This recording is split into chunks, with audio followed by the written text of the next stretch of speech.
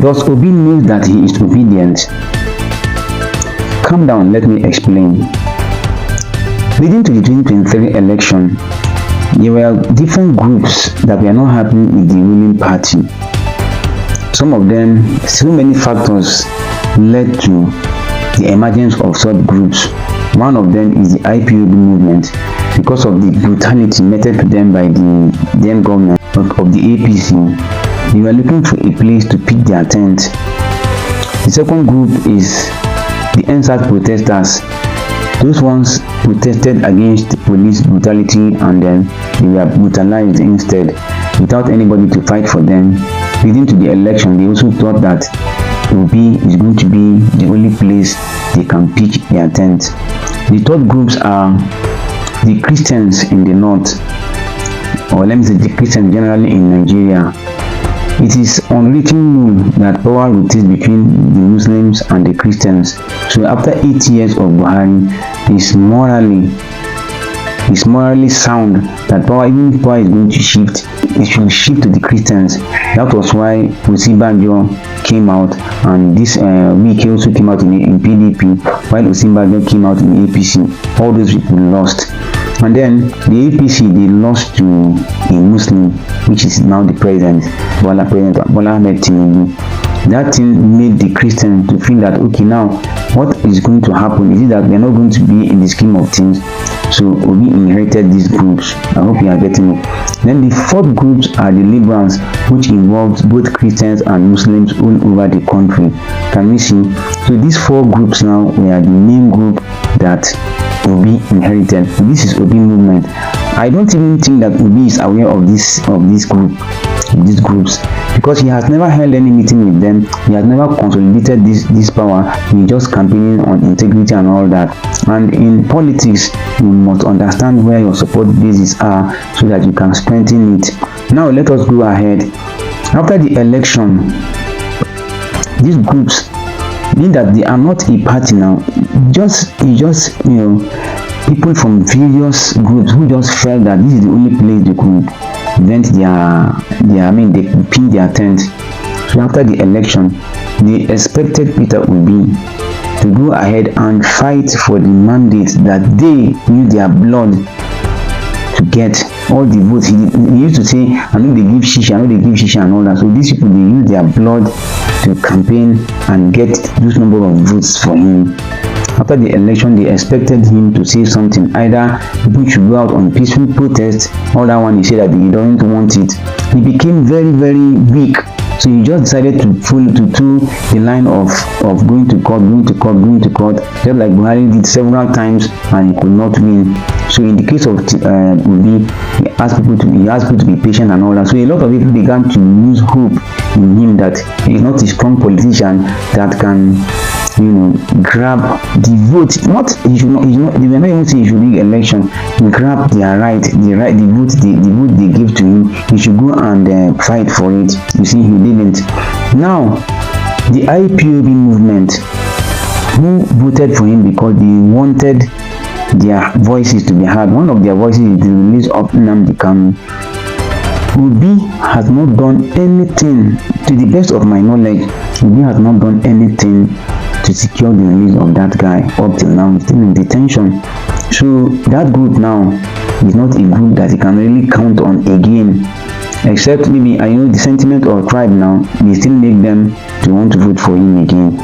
Then the Christians in the north, or the Christians generally in Nigeria, Tinubu, they thought that Tinubu was going to be for only Muslims, but when Tinubu came, he showed that he was just for everybody. So Tinubu is like he was now the living proof of the statement made by Buhari that he was for everybody and he was for nobody. So Tinubu became for everybody in the north. The northern Christians felt sense of belonging, being that the secretary to the federal government of the federation, George Akume, is from the north, a northern Christian. The chief of defense staff is also from the north. I hope from Kaduna State, from the north, Christopher Musa. Now, you see now,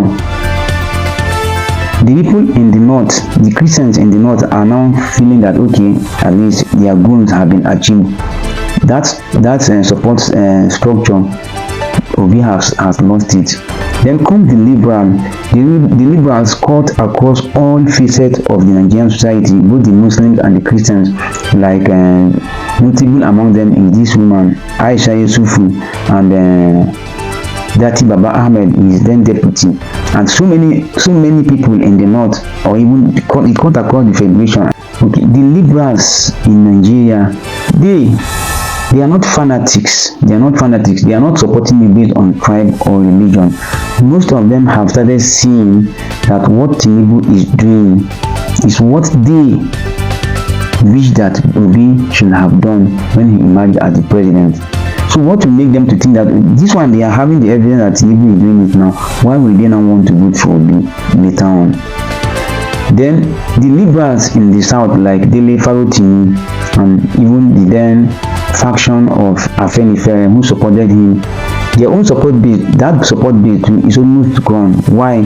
Because the tribal fanatic, the tribal base of that Obi movement, which is the Igbo group, began to be angry with everybody, including all the Yorubas, even though it was clear that these people put their life on the line for what? For the support of Peter Obi, against their own base, of tribal base. Yet you come out and say all of them, you begin to insult the entire tribe.